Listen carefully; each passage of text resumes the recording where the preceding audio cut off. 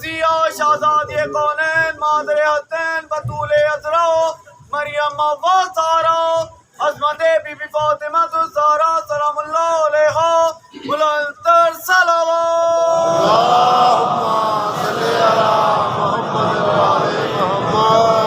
اعوذ باللہ السمیع العلیم من الشیطان اللعین الرجیم بسم اللہ الرحمن الرحیم الحمد للہ المعروف من غیر رؤیت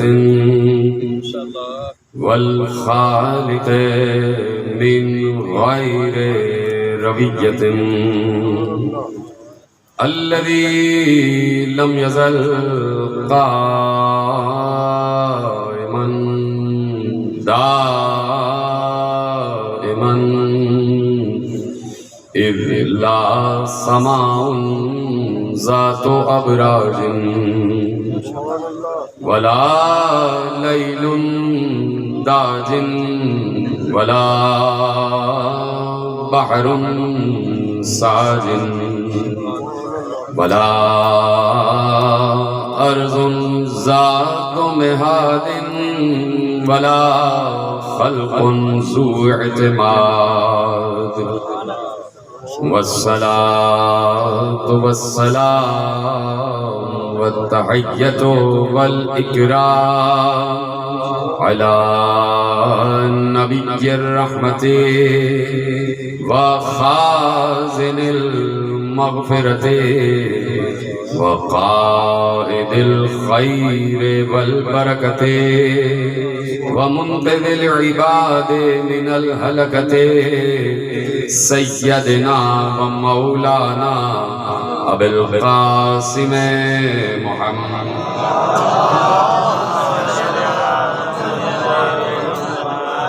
وأهل بيته الطيبين الطاهرين المعصومين المظلومين المنتخبين المنتجبين الذين أذهب الله عنهم الرجس وطهرهم تطهيرا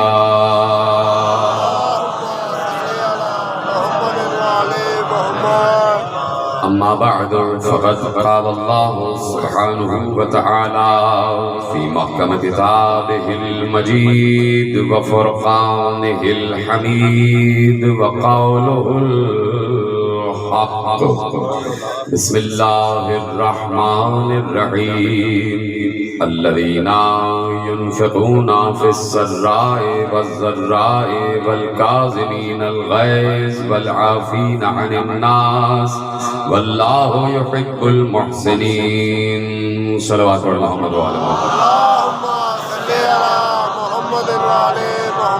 1443 ہجری کے اشرۂ ماہ اعضا کی مرکزی امام بارگاہ دھوبی گھاٹ فیصل آباد میں آج آپ دوسری مجلس میں شریک ہیں۔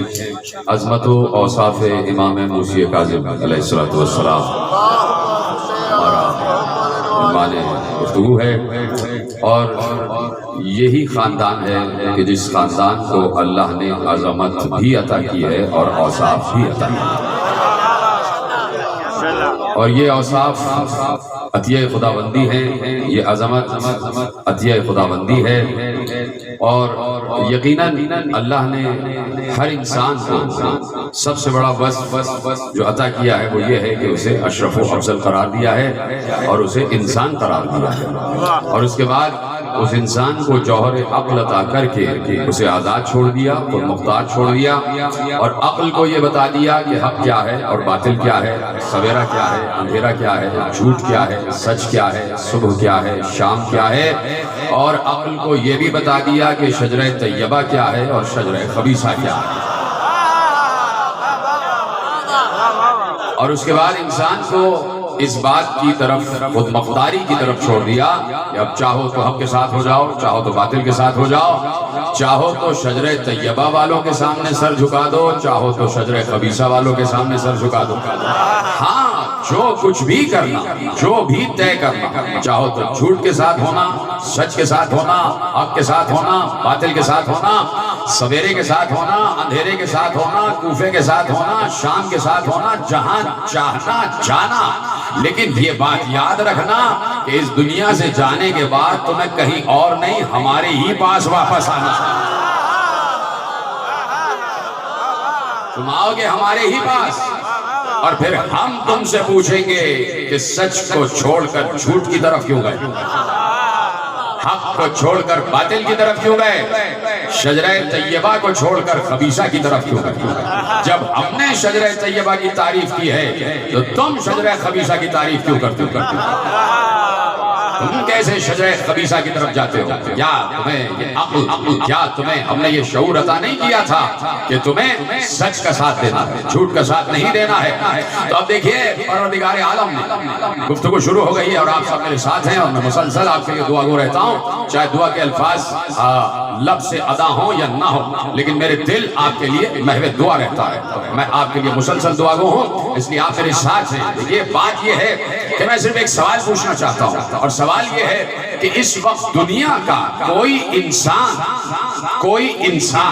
میں نے یہ نہیں کہا کہ کوئی مسلمان، یعنی 1400 برس تو یہ ہو گئے اور شعوری دنیا کو قائم ہوئے کم از کم 300 یا 400 سال ہو گئے کہ جہاں دنیا شعور کی طرف آ چکی ہے، جہاں دنیا تحقیق کی بلندیوں کی طرف آ چکی ہے، جہاں دنیا سچ کو پرکھ چکی ہے، جہاں دنیا حق کو پرکھ چکی ہے، جہاں دنیا میں جرأت اظہار حق بھی آ چکا ہے، جہاں دنیا یہ جانتی ہے کہ انقلاب کہاں پر ہے، اور جہاں دنیا یہ بھی جانتی ہے کہ تنزلی کہاں پر ہے، اور جہاں دنیا یہ بھی جانتی ہے کہ ترقی کہاں پر ہے، دنیا شجروں کو بھی پہچان چکی ہے، حسب کو بھی پہچان چکی ہے، نسب کو بھی پہچان چکی ہے، طیب و طاہروں کو بھی پہچان چکی ہے، اور خبائث کو بھی جان چکی ہے۔ تو ان 300-400 برس کے عرصے میں دنیا کی ہر قوم نے جو شعوری اور فکری ترقی کی ہے، تو میں یہ بات کہنے میں حق بجانب ہوں کہ اس وقت دنیا کا کوئی انسان وہ نہیں ہے، ایسا نہیں ہے کہ جو حسین کو حق پر نہ مانتا۔ یہ سلامت ہے، میں نے صرف مسلمان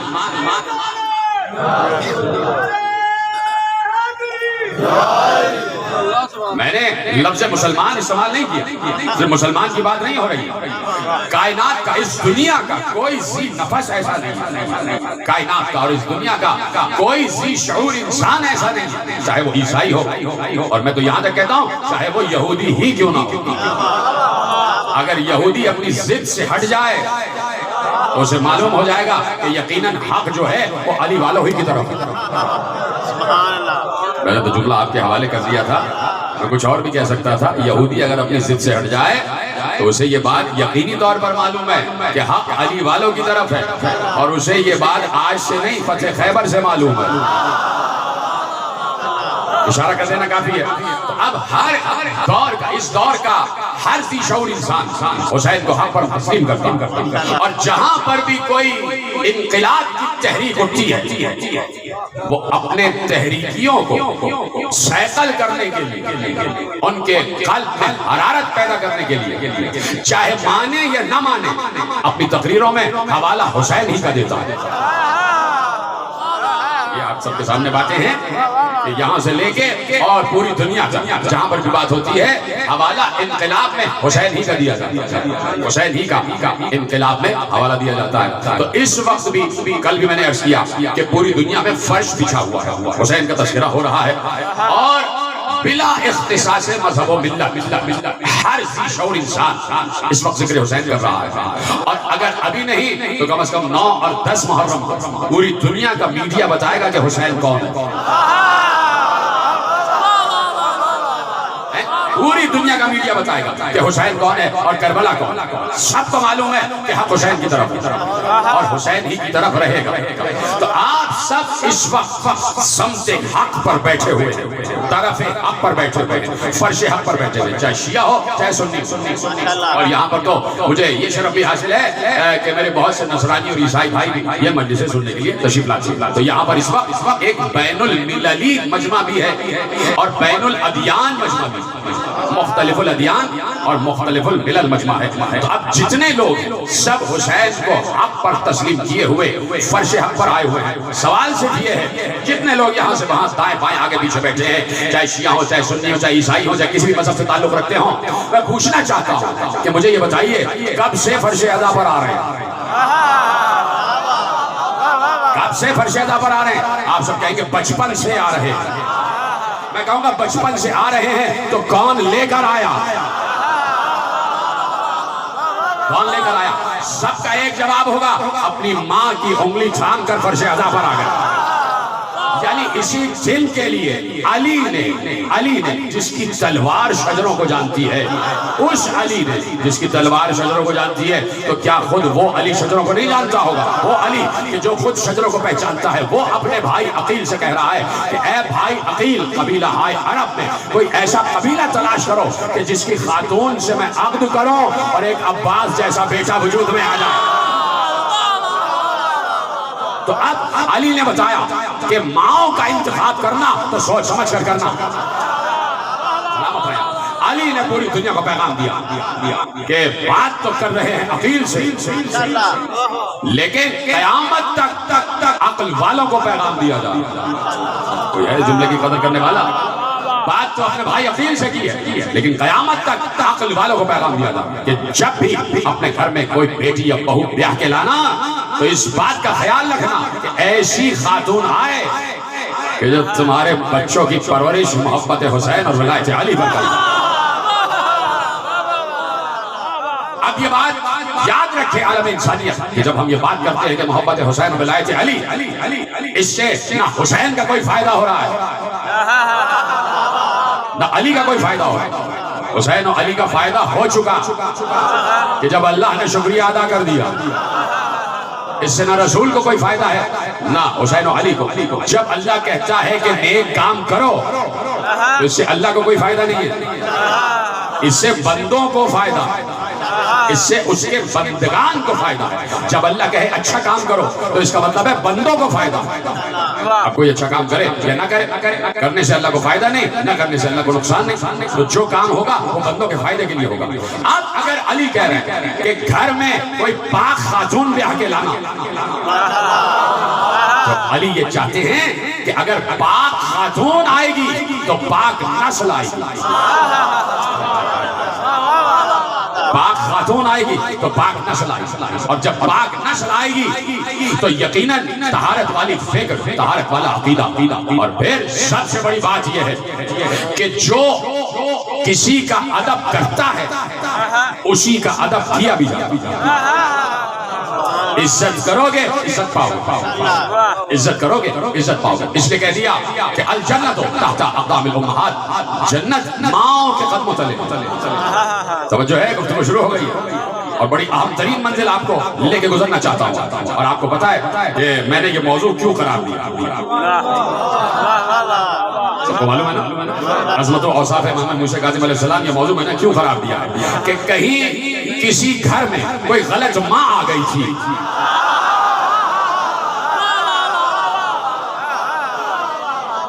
کہ جس کے بیٹے نے رسول کے 7ویں بیٹے کے خلاف گستاخی کی. تو ہم چاہتے ہیں کہ دنیا کو بتائیں کہ اچھی مائیں آئیں گی تو بتائیں گی کہ پیغمبر کہہ گئے تھے بیٹا کہ ہمارا پہلا بھی محمد ہے, اوسط بھی محمد ہے, آخر بھی محمد ہے. اور جو فرما رہے ہیں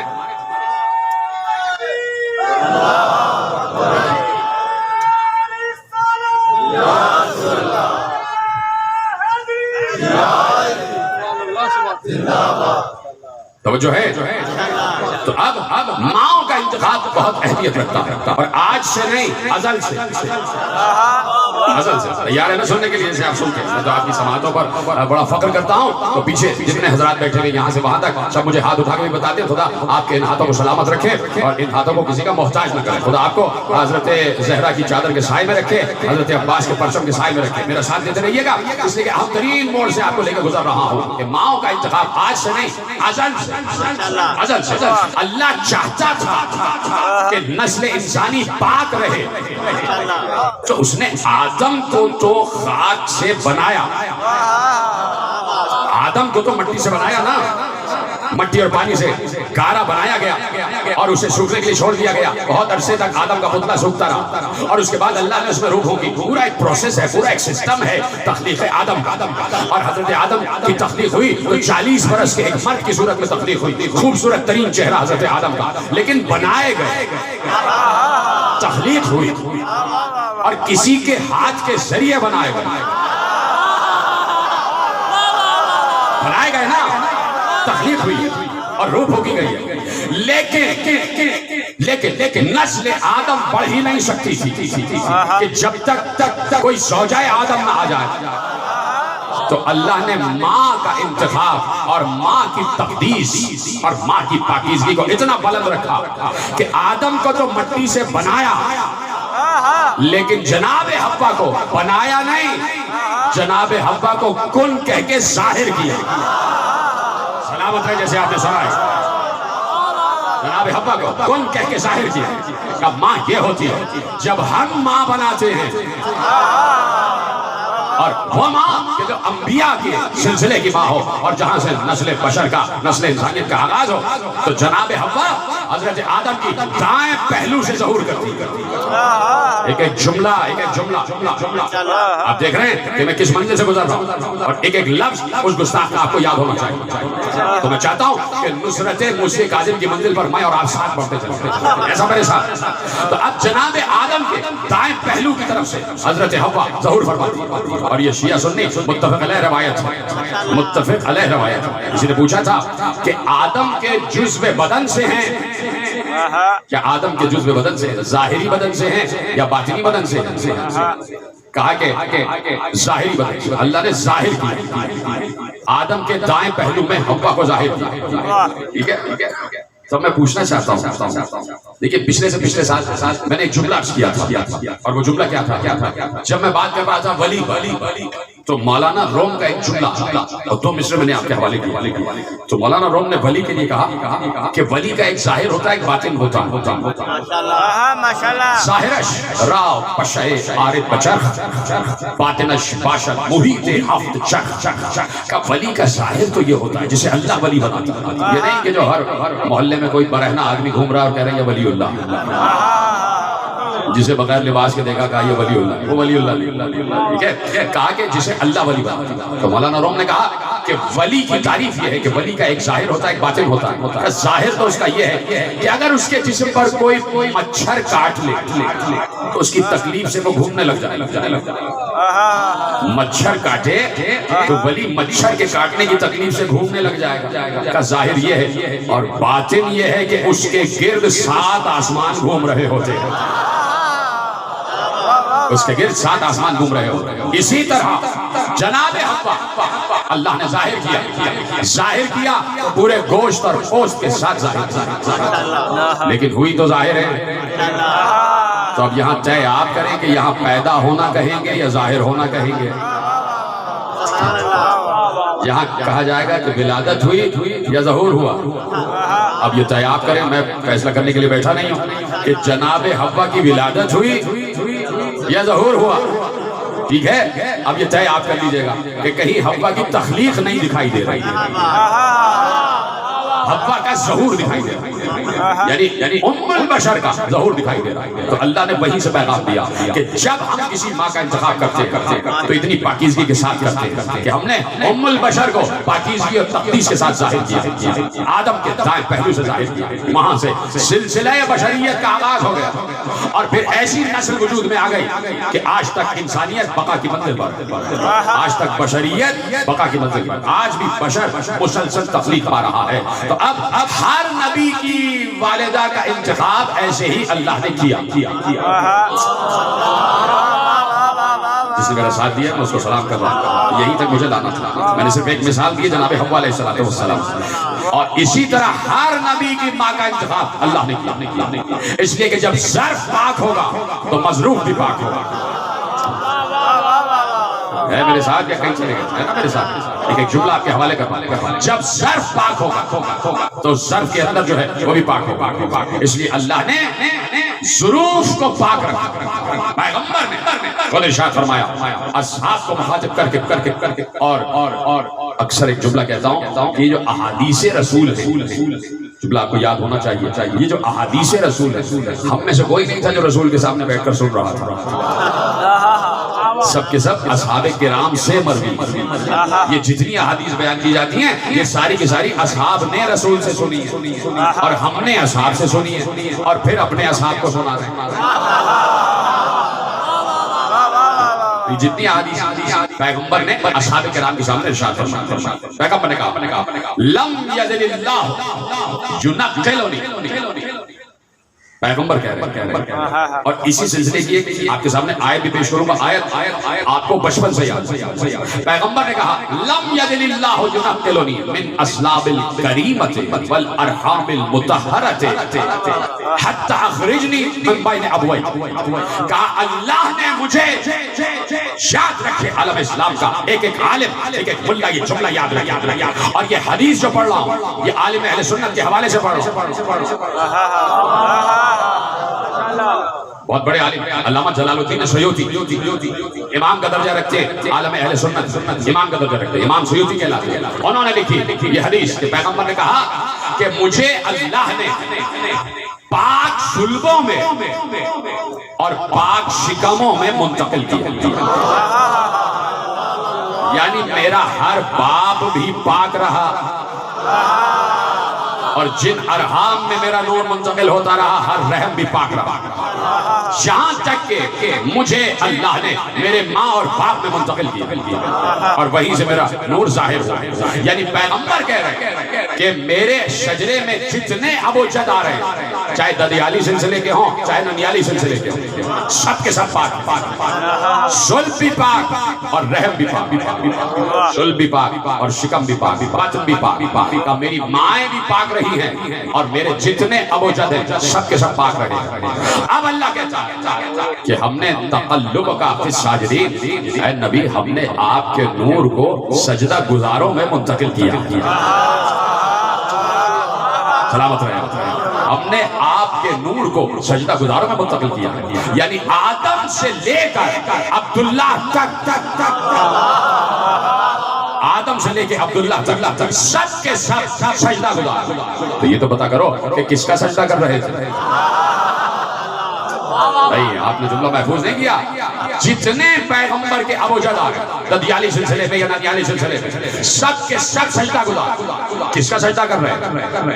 تو بحث اس وقت ہوتی کہ جب یہ جملہ حدیث ہوتا، حدیث ہوتا تو بحث ہوتی کہ کس کا سجدہ کر رہے تھے۔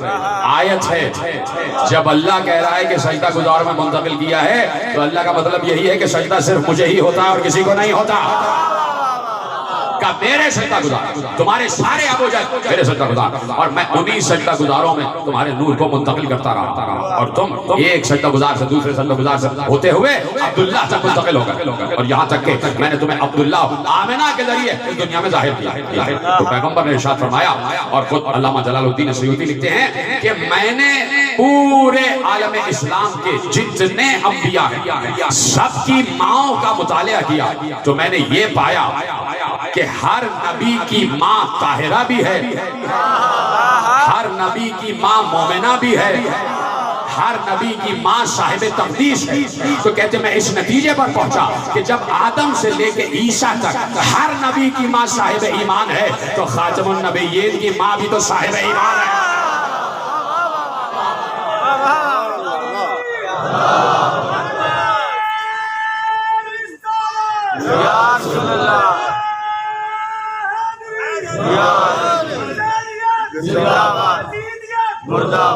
توجہ فرمائی نا آپ نے میرے ساتھ سب کے ساتھ، آج دیکھ رہے نا اہم ترین بات ہے، اور کچھ گوشے آپ کے حوالے کر رہا ہوں۔ تو انہوں نے کہا کہ میں نے یہ فیصلہ کیا، اس نتیجے پر پہنچا کہ خاتم النبیین کی والدہ حضرت آمنہ سلام اللہ علیہا بھی طاہرہ بھی، پاکیزہ بھی، عابدہ بھی، زاہدہ بھی، مومنہ بھی، سجدہ گزار بھی، کلمہ گو بھی۔ جنہوں نے میرا ساتھ دیا ان کو پتا ہے، آپ کو افسوس ہوگا اس جملے پر کہ بہت سے عالم اسلام کے مورخین نے، محققین اور بہت سے کیا کہہ دوں کہ ضابط ناقص میں علماء نے یہ لکھا ہے کہ پیغمبر کی والدہ گرامی مومنہ نہیں تھی، اس لیے میں نے یہ جملہ کہا کہ شروع کا جملہ یاد ہے کہ جانا تو اللہ کے پاس ہے نا، اللہ یہی پوچھے گا وہ فکر کیوں نہیں مانی کہ جس میں آمنہ کو مومنہ کہا جا رہا تھا، اتنا سلامت ہے، وہ فکر کیوں نہیں تسلیم کی کہ جس میں مادر خاتم النبیین کو مومنہ کہا جا رہا تھا، وہ کیوں مانا کہ جس میں مومنہ نہیں مانا جا رہا تھا؟ پیغمبر جب گزر رہے تھے مقام ابوا سے کہ جہاں ان کی والدہ گرامی کی قبر ہے وہاں رکے، یہ بھی اہل سنت کی روایت ہے، اپنی ماں کی قبر پر رکنے کے بعد ماں کی قبر پر ہاتھ رکھا، اس ہاتھ رکھنے کے بعد ماں کی قبر کو چومنے کے بعد گریہ کیا، اور گریہ کرنے کے بعد کہا اللہ نے مجھے اجازت دی ہے کہ میں آمنہ کی قبر کو سلام کروں۔ ایسے ہی سننا ہے بالکل، میں نے کہا نا کہ نصرت موسیٰ کاظم کا حق ادا کرتا کہ اللہ نے مجھے اجازت دی ہے کہ میں اپنی ماں کی قبر پر رکوں اور سلام کروں، جس قبر کو رسول سلام کرے، یہ آپ سلامت ہے، جس قبر کو رحمت للعالمین سلام کرے تو وہ ہے نا سلام اللہ علیہا، وہ ہے نا علیہ السلام، اس سلام کے قابل ہے قبر، تو مادر خاتم النبیین مومنہ، اس لیے کہ نور ختمی مرتبت کی حاملہ ہے۔ معلوم جملہ پہنچے گا ہی نہیں پہنچے گا، کیوں مومنہ ہے جناب آمنہ؟ اس لیے کہ محبوب خدا کے نور کی حاملہ ہے۔ میں کاش کے جملہ آپ تک پہنچا سکوں، اس لیے کہ محبوب خدا کے نور کی حاملہ ہے۔ بار بار جملہ کہہ رہا ہوں، نور کا ظرف نور ہی ہوتا ہے، یہ سلامت ہے، ظرف نور ہی ہوتا ہے، کسی خاک کے ظرف میں نور نہیں سما سکتا، کسی خاک کے ظرف میں نور نہیں سما سکتا۔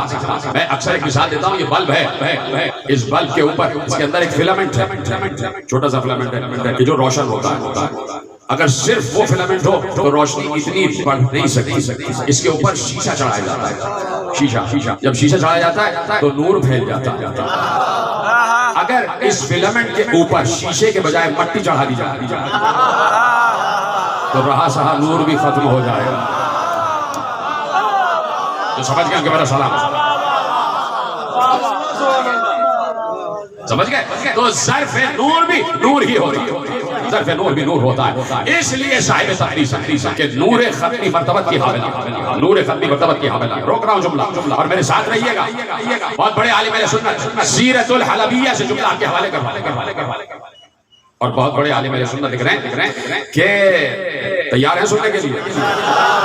دیکھیے اس حدیث کی تشریح بھی کروں گا جو حدیث آپ کے حوالے کا، اور یہ میں بتانا چاہتا ہوں کہ پاکستان کے صاحبان حل و عقد سے صرف ایک دس بستہ گزارش کہ وہ علماء اہل سنت جن کا عقیدہ یہ ہے کہ پیغمبر نور تھے،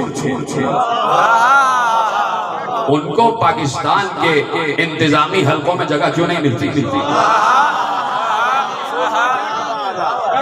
کینٹ ایریاز میں ان کی والی اذان کیوں نہیں ہوتی؟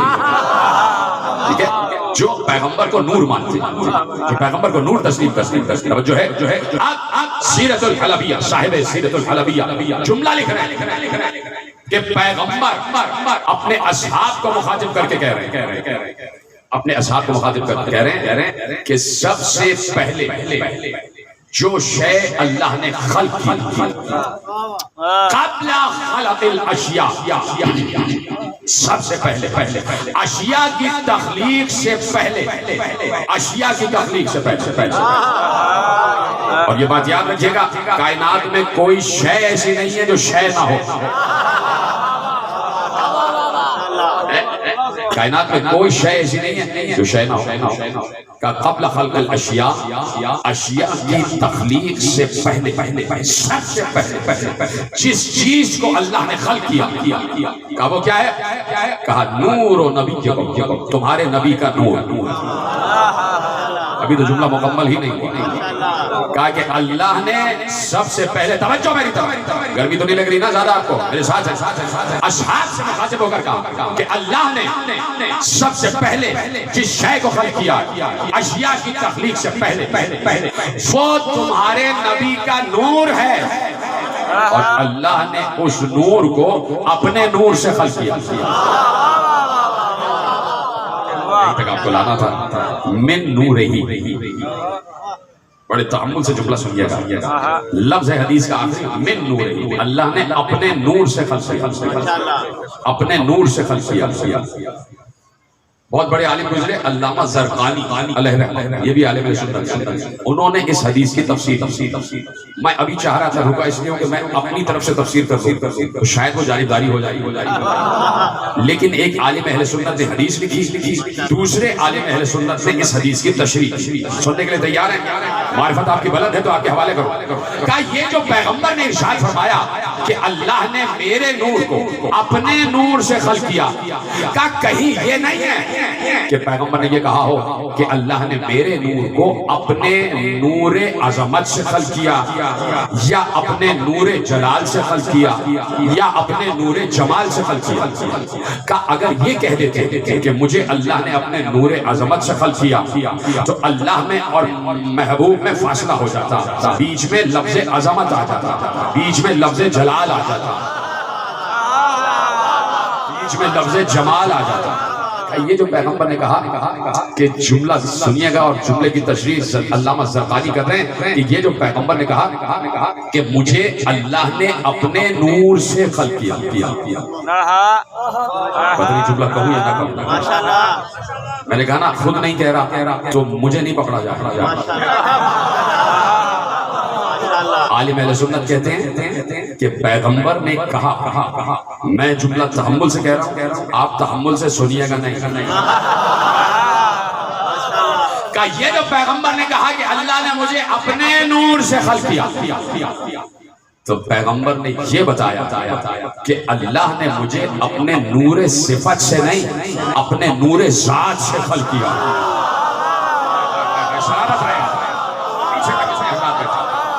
جیسے آپ نے جملہ محفوظ کیا. یہی تک میں لانا چاہتا تھا.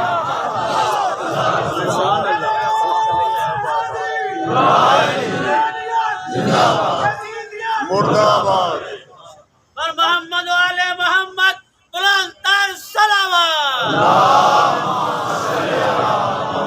توجہ ہے. بیٹھ جاؤ وقت میرے پاس بہت کم ہے. اللہ نے پیغمبر کو اپنے نور ذات سے خلق کیا، اپنے نور ذات سے، من نور ہی، اپنے نور سے. یہاں پر کسی صفت نور کا تذکرہ نہیں ہے. کہہ دیتا کہ اپنے نور رحمت سے، اپنے نور کرم سے، اپنے نور جلال سے، اپنے نور جمال سے، اپنے نور تخلیق سے، جس صفت سے کہتا تو صفت بیچ میں آ جاتی. کہ اللہ نے یہاں کہا کہ مجھے، اللہ کے نبی نے کہا کہ اللہ نے مجھے اپنے نور سے خلق کیا. کہ نور ذات خدا سے خلق ہوئے. اب جملہ لے جائیے. کسی نے بہت بڑے عالم اہل سنت علامہ جلوی علیہ رحمہ سے پوچھا کہ یہ بتائیے کہ علم مصطفیٰ کیا ہے اور ذات مصطفیٰ کیا ہے. ذات مصطفیٰ کیا ہے؟ کسی کی ذات پر بات کرنا اتنا آسان کام نہیں ہے. میں اکثر ایک جملہ کہتا ہوں کہ یہاں پر میرے سامنے ایک کثیر مجمع بیٹھا ہے، دائیں بائیں آگے پیچھے سب کے سب انسان ہیں، لیکن سب کی صفتیں مختلف ہیں. کوئی اچھا لکھتا ہے، کوئی اچھا پڑھتا ہے، کوئی اچھا کہتا ہے، کوئی اچھا شاعر ہے، کوئی اچھا پینٹر ہے، کوئی اچھا نغمہ نگار ہے، کوئی اچھی آواز والا ہے، کوئی اچھا کلاکار ہے، کوئی کچھ ہے، کوئی کچھ ہے. سب کی صفتیں الگ ہیں، ایک سے دوسرے کی صفت نہیں مل رہی، لیکن سب کی ذات ایک ہے. ذات کیا ہے؟ ذات یہ ہے کہ سب کے سب انسان. ہماری ذات کیا ہے کہ ہم انسان. ذات میں مشترک ہے، صفت میں مختلف ہو جاتے. اب یہاں پر صفت مصطفیٰ کی بات نہیں ہے. علامہ جلوی سے پوچھا جا رہا ہے کہ ذات مصطفیٰ کیا ہے. یہ بتائیے ذات محمد کیا ہے. تو کوئی عام سا انسان ہوتا جو یہ کہہ رہا تھا کہ وہ ہم جیسے، ہم ان جیسے، تو کہہ دیتا ذات محمد انسان ہے. انسان جیسے سب انسان ہیں، جیسے محمد بھی انسان ہے. تو کوئی عام سا انسان ہوتا تو کہتا کہ ذات محمد یہ ہے کہ محمد انسان ہے. اب جملہ سنیے گا، پھر اپنا جملہ نہیں کہہ رہا، عالم اہل سنت کا جملہ کہہ رہا ہوں. علامہ جلوی جانے اور ان کا عقیدہ جانے. کسی نے پوچھا کہ ذات محمد کیا ہے تو فوراً پلٹ کر کہا ذات محمد عین ذات خدا ہے.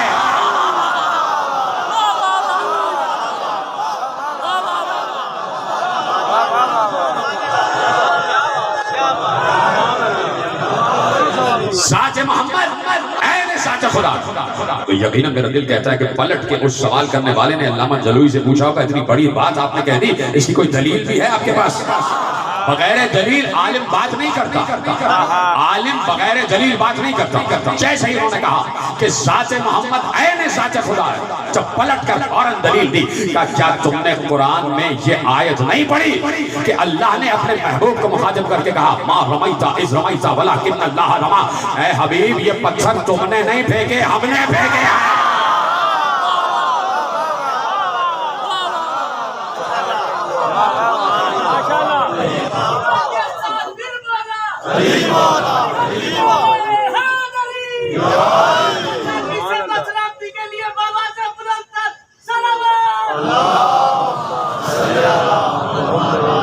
توجہ ہے، بڑی تیزی سے گزرنا مجھے آگے، اور میں تمہیدی منزل سے لے کے آپ کو گزر رہا ہوں۔ کہا کہ ذات محمد ہے ذات خدا، اس لیے کہ اللہ نے مصطفیٰ کے کام کو اپنا کام کہا، مصطفیٰ کے کام اپنا کام کہا۔ تم نے نہیں پتھر مارے، ہم نے مارے۔ سیدھا سے کہہ دیتا اے نبی تم نے پتھر مارے، ہماری مرضی سے مارے، ہماری مرضی سے مارے، ہمارے حکم کے تحت مارے، ہماری اطاعت کے تحت مارے، ہماری فرما برداری کے تحت تم نے پتھر پھینکے، یہ کہہ دیتا، لیکن کہا نہیں تم نے نہیں پھینکے، ہم نے پھینکے۔ یعنی جس کے کام کو اللہ اپنا کام کہہ دے، علامہ جلوی کے تحت اس کی ذات خدا ہو جاتی ہے۔ تو یہاں صرف نبی سے تھوڑی کہا تھا کہ تم نے پتھر پھینکے، نہیں ہم نے پھینکے ہیں۔ کسی اور کے لیے بھی کہا تھا اے نبی ہم نے تمہیں یتیم پایا تو ہم نے پرورش کی ہے، ذرا پتہ تو کرو پرورش کی کس نے ہے۔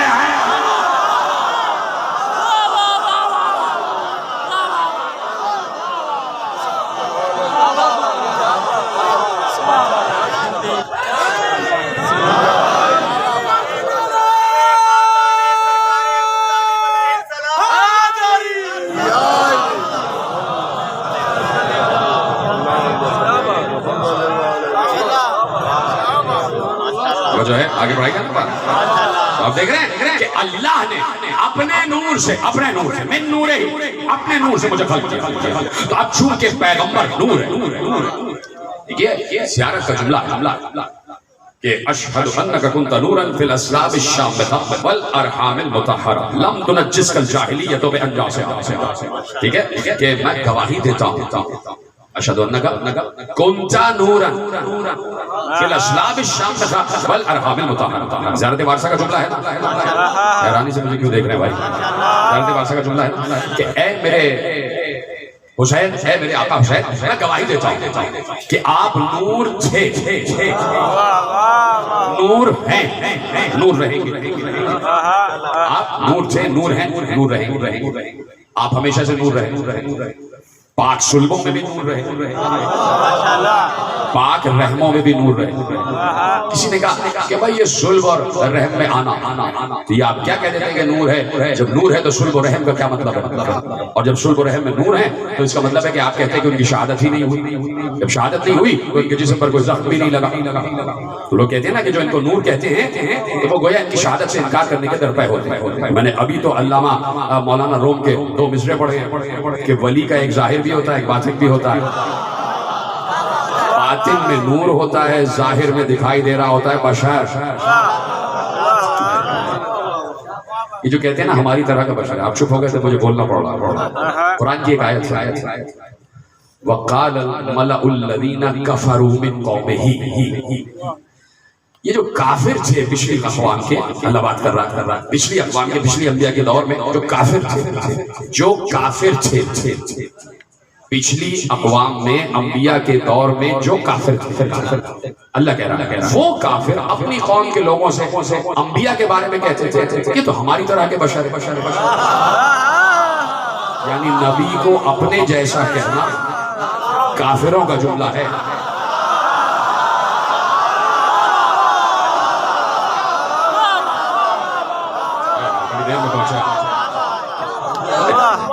کہ وہ کافر کہتے کہ یہ نبی تو ہم جیسا ہے، ٹھیک ہے، تو نبی بظاہر تو ہم جیسا تھا، بظاہر تو تھا، یعنی نبی کو بھوک بھی لگ رہی، نبی پتھر کھا رہا ہے تو خون بھی بہ رہا ہے، ٹھیک ہے، نبی پتھر کھا رہا ہے، خون بہ رہا ہے، تو ملا نے کہا ہمارے جیسا ہے، اس لیے کہ ہم جب پتھر کھاتے تو خون ہمارے بہتا ہے۔ نبی کو بھوک لگتی ہے تو ملا نے کہا ہمیں بھی بھوک لگتی ہے، ہمارے جیسا ہے۔ نبی فاقے سے پیٹ پہ پتھر باندھتا ہے تو ملا نے کہا ہم نے بھی پتھر باندھا ہے، ہمارے جیسا ہے۔ نبی بازاروں میں چلتا پھرتا ہے تو ملا نے کہا ہم تو بہت چلتے پھرتے ہمارے جیسا ہے۔ نبی پھٹے پرانے کپڑے پہنتا ہے، ملا نے کہا ہم بھی پہنتے ہیں، اس لیے ہمارے جیسا۔ اچھا آپ نے کہہ دیا کہ پتھر کھا کے زخم کھاتا ہے، ہمارے جیسا ہے، فاقے کرتا ہے، ہمارے جیسا ہے، بازاروں میں چلتا پھرتا ہے، ہمارے جیسا ہے، بھوک لگتی ہے، ہمارے جیسا ہے۔ یہ سب تو تم نے دیکھ لیا کہ یہ سب کام کرتا ہے تو تمہارے جیسا ہے، یہ چاند کو 2 ٹکڑے بھی تو کرتا ہے، ذرا ٹکڑے کر کے دکھا۔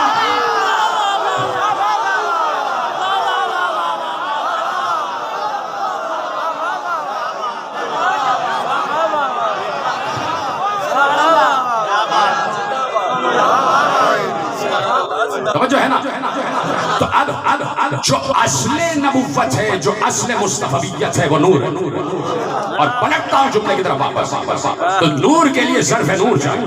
اور پیغمبر نے کہا میرا نور منتقل ہوتا رہا پاک سلبوں، پاک رحموں میں، جہاں تک کہ مجھے اللہ نے اپنے ماں اور باپ کے ذریعے ظاہر کر دیا۔ باپ عبداللہ، ماں آمنہ، وہ نبی، آخری آدمی تک جملہ دے رہا ہوں، وہ نبی جو یہ کہہ رہا تھا کہ میرا نور پاک سلبوں سے پاک رحموں میں منتقل ہوتا رہا اور میری ماں آمنہ تک اور باپ عبداللہ تک آتا رہا، وہ نبی جو 23 برس اپنے کو نور نور نور کہتا رہا، اس نے اسی منبر پر کہا تھا کہ میں اکیلا نور نہیں تھا، انا بعلی من نور واحد۔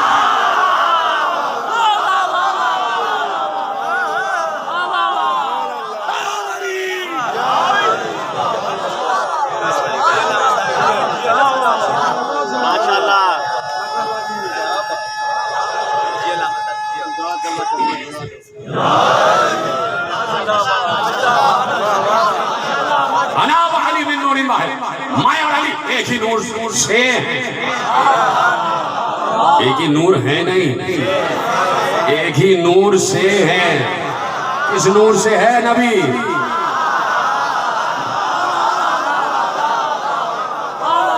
ہے نا، ایک ہی نور سے۔ تو اب جن اسلاب کریمہ اور ارحام مطہرہ کے ذریعے پیغمبر کا نور منتقل ہوا، انہی اسلاب کریمہ اور ارحام مطہرہ کے ذریعے علی کا نور منتقل ہوا۔ نور عبد المطلب سے 2 ٹکڑے ہو گیا، ایک عبداللہ میں آیا، ایک ابو طالب میں آیا، ایک کا ظرف آمنہ قرار پائی، ایک کا ظرف فاطمہ قرار پائی، ایک کا ظرف بنت اسد قرار پائی۔ تو وہاں آمنہ صاحب تقدیس بی بی، یہاں بنت اسد صاحب تقدیس بی بی۔ ایسے ہی نہیں، مشاہد کا جملہ نہیں ہے۔ جب علی آئے بھئی جناب آمنہ تو بعثت سے پہلے انتقال فرما گئی۔ جب پیغمبر نے اعلان نبوت کیا ہے، چھوٹے سے تھے رسول اللہ، چھوٹے سے تھے، آپ کو پتا ہے کتنا سن تھا۔ تو اب اس سن میں کسی کی ماں کا انتقال ہو جائے، بس ہم نبی کو اس حوالے سے بھی دیکھا کرو کہ کتنا صابر نبی ہے۔ ماں کا صدمہ دیکھ چکے، باپ تو آنے سے پہلے دنیا سے چلے گئے، ماں کی قبر جس وقت انتقال ہوا جناب آمنہ کا 6 برس کے ہیں، ماں کی قبر سے لپٹ گئے، بڑی بڑی زلفوں والا نبی، حسین چہرہ، اور اس حسین رخسار پر ٹپکتے ہوئے آنسو۔ توجہ فرمانے، تو ماں کا انتقال ہو گیا۔ اب اس کے بعد ماں بن کر جس نے پالا، اس بی بی کو تو سلام کرو، اس بی بی کو تو سلام کرو۔ صرف ایک جملہ کہوں گا، آگے بڑھ جاؤں گا، اتنا ذہین مجمع بیٹھا ہے، دائیں بائیں آگے پیچھے سب سمجھ جائیں گے کہنا کیا چاہ رہا ہوں۔ پیغمبر ہی کی حدیث ہے، پیغمبر کی حدیث ہے۔ پہلا جملہ کہوں گا پہنچ جاؤ، حدیث کیا ہے؟ کل مولود یولد علی فطرت الاسلام والداہ یوحدانہ ویمجسانہ وینصرانہ۔ پیغمبر نے کہا ہر پیدا ہونے والا بچہ مسلمان پیدا ہوتا ہے، یہ تو اس کے ماں اور باپ ہوتے ہیں جو اسے یہودی بنا دیتے ہیں، نصرانی بنا دیتے ہیں، مجوسی بنا دیتے ہیں۔ مجھے بتاؤ پیغمبر ہے کیا؟ اگر پیغمبر مسلمان ہے تو پالنے والے بھی مسلمان ہیں۔ یہاں تو مسلمان کی بات ہی نہیں ہو رہی، پیغمبر تو خاتم النبیین ہے، پرورش کی ہے۔ فاطمہ بنت اسد نے اور حضرت ابو طالب عمران نے پرورش کی. تو اب صرف نور بھی پاک و پاکیزہ, اور جس نے پرورش کی وہ ماں فاطمہ بنت اسد بھی پاک و پاکیزہ. علی آ گئے, 7 رمضان ہے. علی روتے گئے, کیوں علی کیوں رو رہے ہو؟ کہا میری ماں کا انتقال ہو گیا. علی کو سینے سے لگا کر کہا یا علی وہ آپ کی ماں نہیں تھی, میری ماں تھی. سلامت رہے آپ. وہ آپ کی والدہ نہیں, میری والدہ تھی. پیغمبر قبر بنت اسد میں اترے, بچاؤ. اس دن کتنوں کی مائیں اس دنیا سے گئی ہوں گی. 7 رمضان کو صرف ایک ہی خاتون کا تو انتقال نہیں ہوا ہوگا, اور نہ معلوم کتنی خواتین اس دنیا سے گئی ہوں گی. مجھے بتاؤ کوئی مدینے میں ایسی قبر بتاؤ کسی خاتون کی کہ بنت اسد کے علاوہ کسی کی قبر میں پیغمبر اترے ہوں, کسی کی قبر میں اترے. تو بنت اسد کی قبر میں اترے, اپنی ابا جناب بنت اسد کو کفن میں دی. یہ ہوتا ہے ماں کا احترام.